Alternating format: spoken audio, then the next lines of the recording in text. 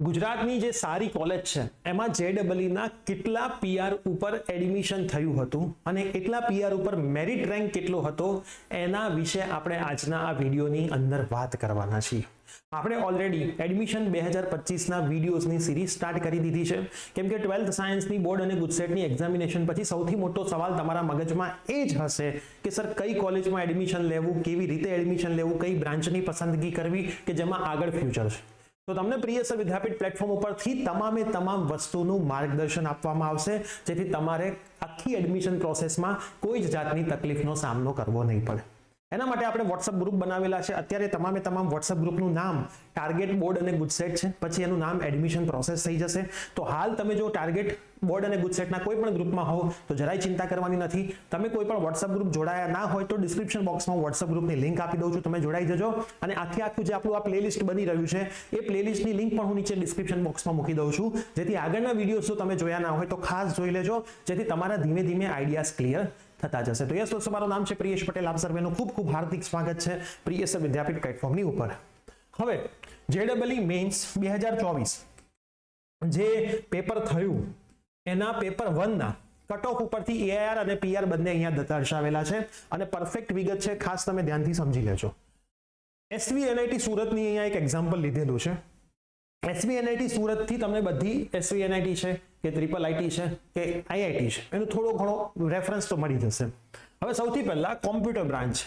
SVNIT માં computer branch જનરલમાં AIR હતો 6827. AIR નો મતલબ થાય છે ઓલ ઇન્ડિયા રેન્ક, હે ને, AIR. ઠીક છે. PR કેટલા હતા? 99.55, 99.55. AI બ્રાન્ચની અંદર 10,289 મો AIR હતો, 99.35 PR ઉપર એડમિશન મળ્યું હતું.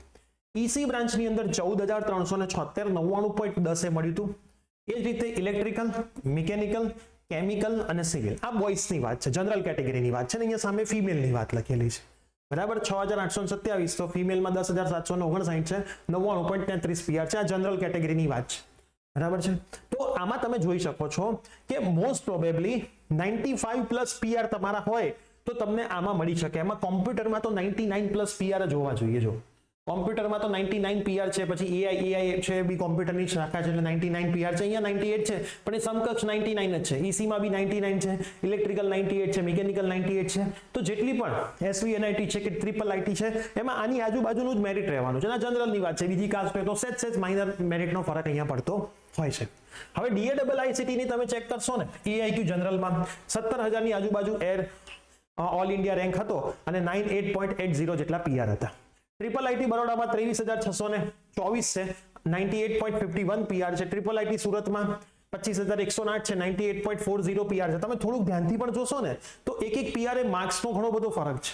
નંબરનો જો તમે અહીંયા ચેક કરો, 99.55 એ 6,000 ની રેન્જ છે, 6,500. પછી તમે થોડાક જ ડાઉન આવ્યા તો 6 નું કેટલું થઈ ગયું? 10,000.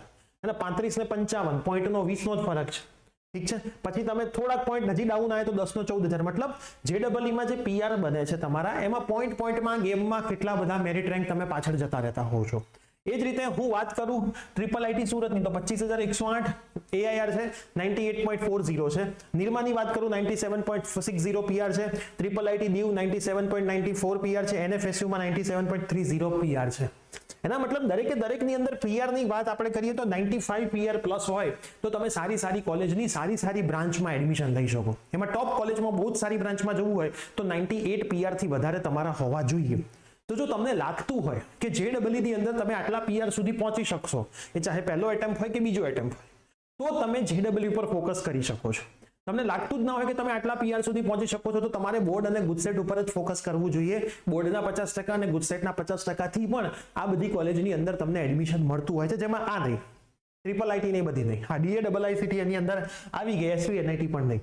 ઠીક છે. તો ગુજરાતની સારી જેટલી પણ કોલેજ છે એમાં પણ બોર્ડ અને ગુજસેટથી એડમિશન મળતું હોય છે, જેના પર્સન્ટેજ કેટલી સીટ્સ હોય છે એનો વિડીયો આપણે ઓલરેડી બનાવી દીધો છે.